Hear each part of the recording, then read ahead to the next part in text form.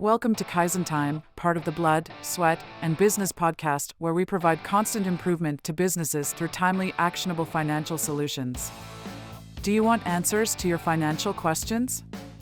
Email us at bsb@kaizencpas.com. Now let's get started. Welcome to Kaizen Time, part of the Blood, Sweat, and Business podcast. I'm joined by Pierre, one of our managers here at Kaizen. How are you doing? All right, Mark, how are you? I am doing fabulous.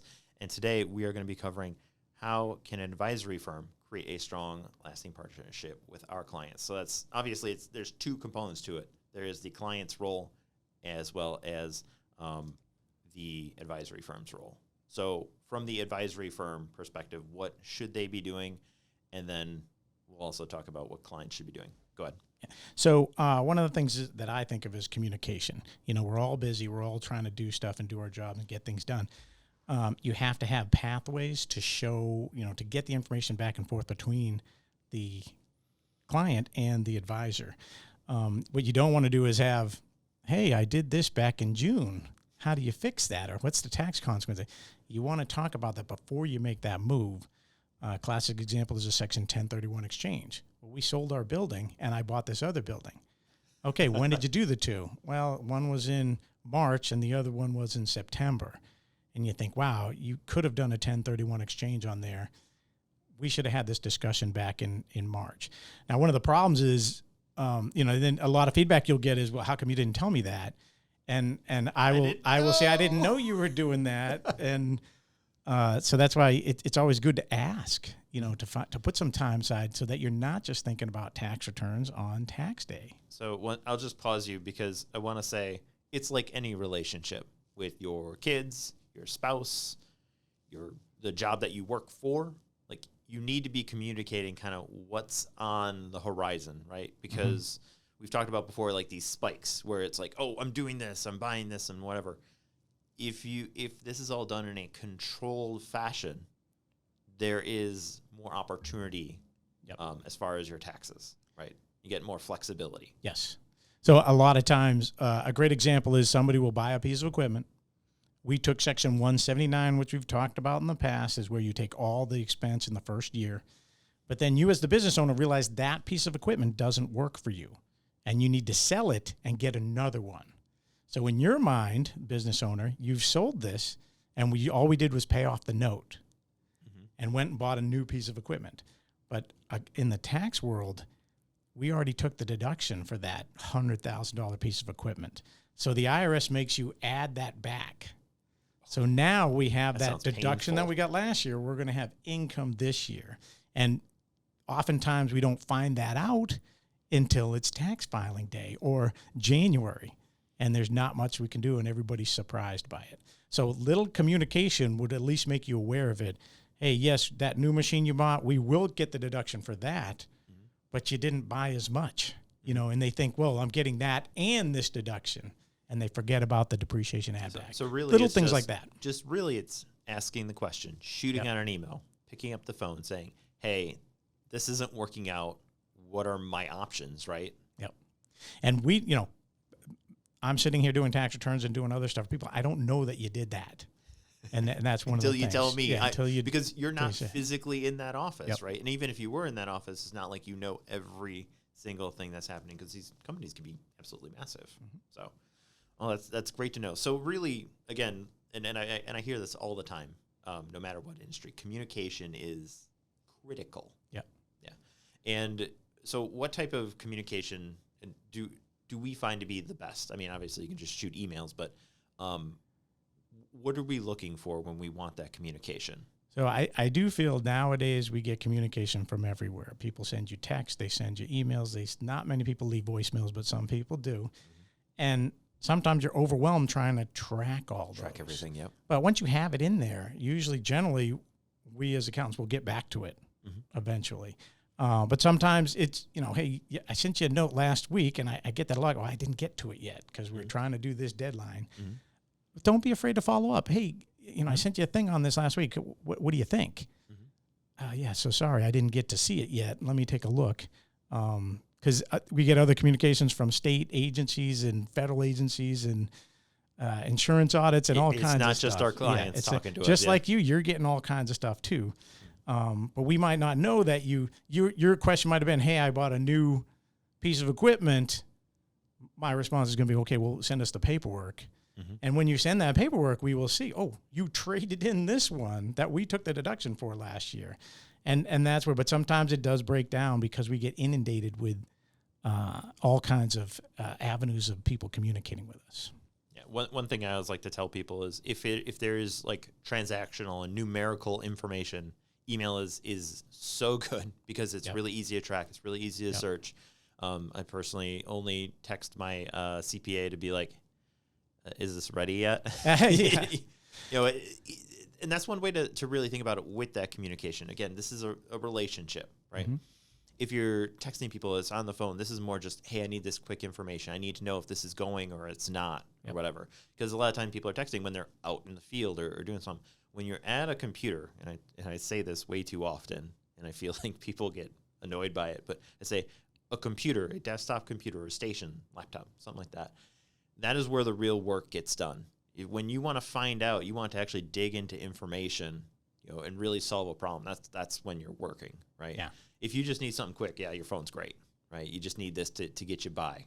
And so that's why I always think to myself, when I'm sitting down and reaching out to someone for some full information, I need a full answer, I'll just send an email. They'll have all the information they're in front of a computer. They will get it taken care of. Yep. So, I do think the computer, and to your point, the computer is where you go to look up to find the menu of the restaurant you're going tonight. Like, that's where you get it done. Mm-hmm. And to put it in writing, sometimes, like, if you send it Saturday night because you thought of it, and then, we don't get it till Monday, or we saw it Saturday night for some reason. But if we're not working, it's hard to follow up on that. And then so many avenues in our office, we have Count, we have Carly's, we have emails. And that's where the information is. Yeah. So, really, you got to also be thinking about the people who are doing the work. Hey, if they're in their email, they're in that system. Okay, now they have access to all the other numbers that are there. Again, like my phone, I'm not looking at people's account information on it. It's not there. And it's a lot different if somebody just says, "Hey, can you give me a quick call?" Yeah. Okay. Well, I'm in a meeting right now. Mm-hmm. I can't give you a quick call. I can't even respond to you. But then as soon as I get out of this meeting, a bunch of other things come up. But if you say, "Can you give me a quick call? I'm buying a piece of equipment. I'm at the car dealer right now."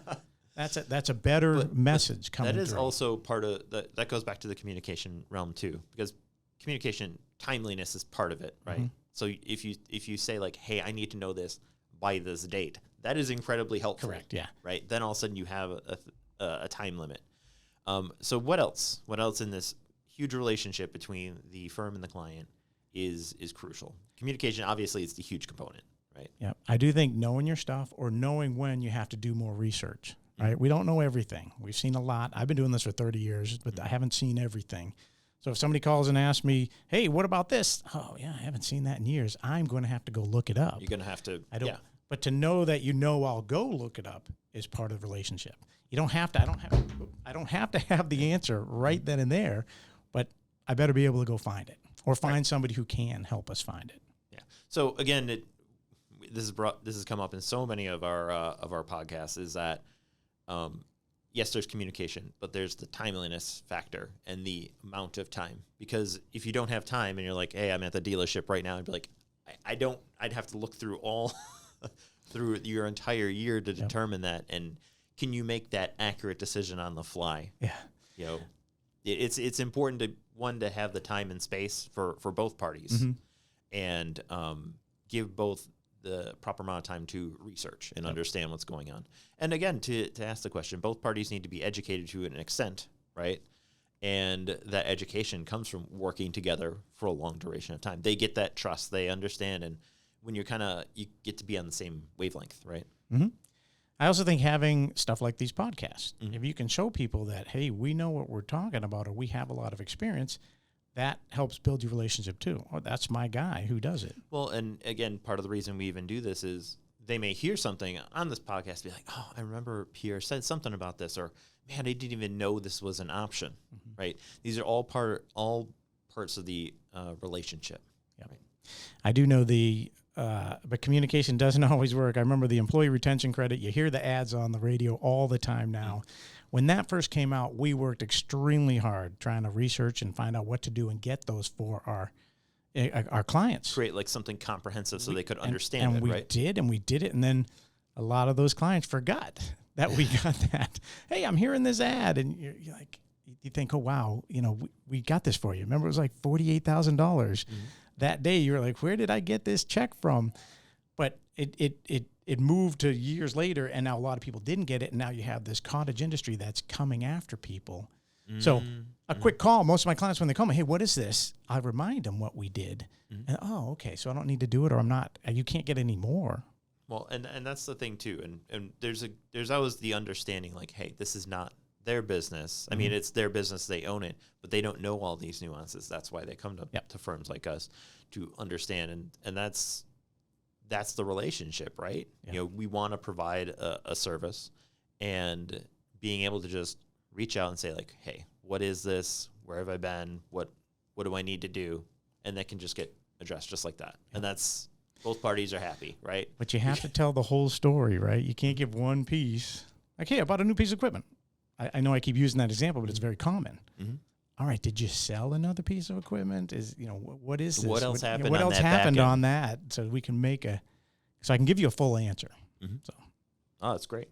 Well, that sounds wonderful. Anything else you want to add about this, about the employee, or not the employee, the client and firm relationship? Well, I do think it's important to have those relationships. Just like I don't know how to fix my car, I go to a guy who knows how to fix cars, right? And now if he tells me I need headlight fluid and I don't know what that is, right. I might ask another person. But generally, if he tells me I need headlight fluid, okay, let's put it in if that makes it work better. That's what it's right.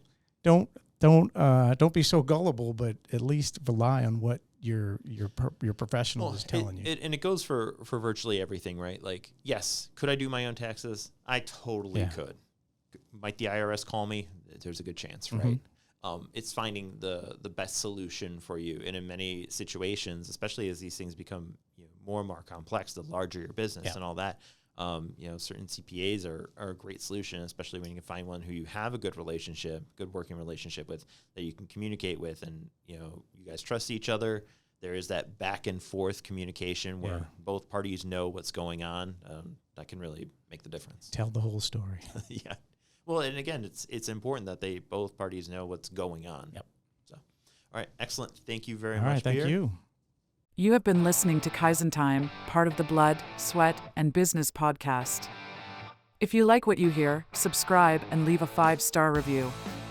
This podcast has been brought to you by Kaizen CPAs Plus Advisors, providing advisory and accounting services to help you grow your business. Learn more at kaizencpas.com or email us at bsb@kaizencpas.com.